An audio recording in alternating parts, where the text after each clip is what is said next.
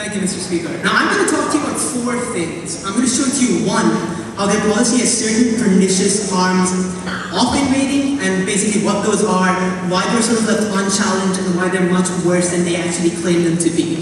Secondly, I'm going to talk to you about undermining the African Union, why we believe the African Union does great things, but it's premised on this sort of acceptance of sovereignty among countries and not sort of unnecessarily interfering in their internal affairs because it's made up of a lot of really not pleasant regimes, how we don't want to undermine them. I'm thirdly going to basically talk about how you don't want to tie the current MDC to basically an invasion which they asked for and associate it forever with an outside invasion into Zimbabwean affairs. I'm going to finally tell you why we think it's a good idea for us to wait a couple of years and not act presumptuously, especially when all indicators seem to be moving towards the positive. Now, three basic harms were shown to you of this policy by the opposition bench.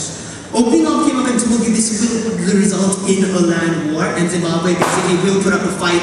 That fight will cause loss of life and devastation, and you're fomenting disaster as opposed to trying to alleviate or ameliorate it. But we told you two more things at closing.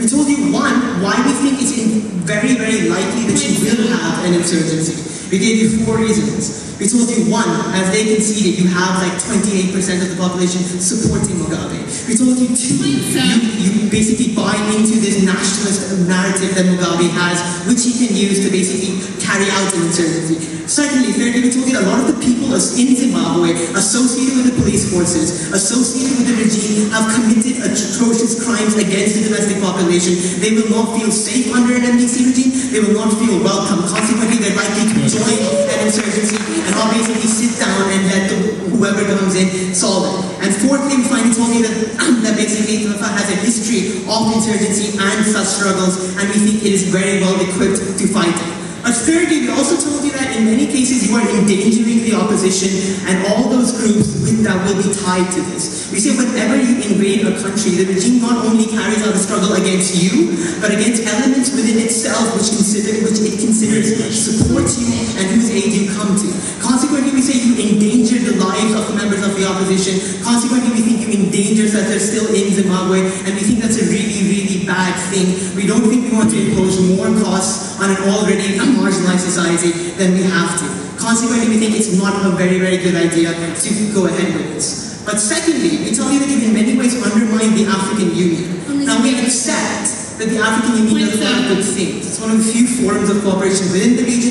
It gives a lot of aid, it sends peacekeeping troops, it's a forum for peaceful resolutions in the region. But we say it is premised on an assumption that countries are not going to interfere excessively in sovereignty.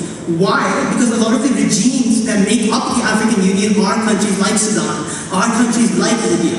Consequently, we think they will not like the fact that the African Union is acting in such a manner, and it will undermine their confidence, support, and willingness to engage with the institution. We tell you that in the context of Africa, that's a really, really bad thing, when it's one of the few forums which is actually working towards positive, cooperative goals within the continent, goals which we want to encourage and not undermine in this case, and in the case of Zimbabwe. We consequently think that that's a good idea. I'll take Oppening. So can you explain how the AU has credibility to respond to conflicts or negotiate following rigged elections when there are no consequences for disregarding democracy?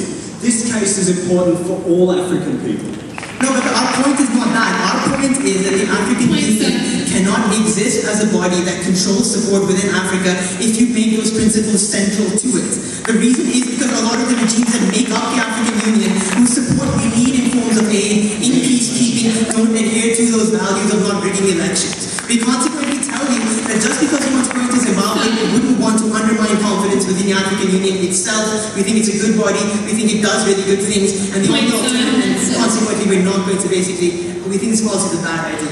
Thirdly, I want to talk to you about legitimacy of new regimes when they're formed. And I want to bring two basic different scenarios. Now, we say that if you invade and if you go in, then the regime that comes to power, presumably the movement for democratic change, will forever be tied to and pegged to that invasion and that movement of an outside force. We think it undermines, one, the nationalist credentials of that basic organization. We say, secondly, all the costs that become associated with war become associated associated with that organization and tied to it. And consequently, we see a lot of these parties then struggle to garner legitimacy internally, win elections in the future, and you end up undermining support for one of the few parties of genuine democratic change in the region that you have. We consequently think it's a bad thing.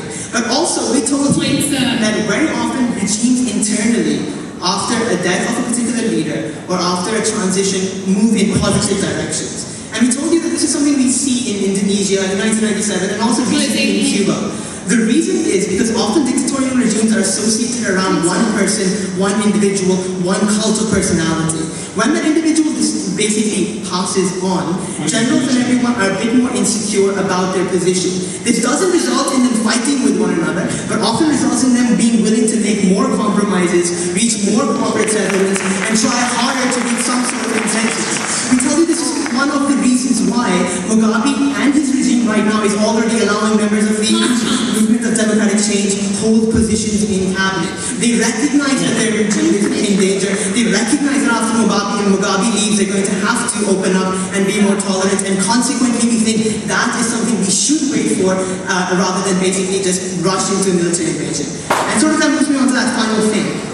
Three basic trends which we see right now. One, we see an opening up for the movement of democratic change, opening up to positions in the cabinet. We think that's one thing. Secondly, we recognize that Mugabe is near his deathbed. Thirdly, we say consequently all the timing indicators indicate positive change. We think it's presumptuous and dangerous that in such a situation you risk a military intervention, all the harms it associates, especially when we tell you there are many reasons to be optimistic about Zimbabwe's future. So what have we shown to you at opposition? We've shown to you this policy causes devastation and damage to Zimbabwe itself. It endangers the lives of opposition leaders. It delegitimizes the opposition forever. It undermines support in the African Union. It makes all the good things the African Union do more unlikely when all the states such as Libya, such as Sudan, withdraw their support for the African Union. We gave you alternatives for why we think if we wait a while, things are getting better. We see empirically trends are getting better. And we tell you that logically regimes built around individuals, when they break up, tend to become more tolerant and more open and more collective. And for these reasons, we ask you to vote opposition. Thank you.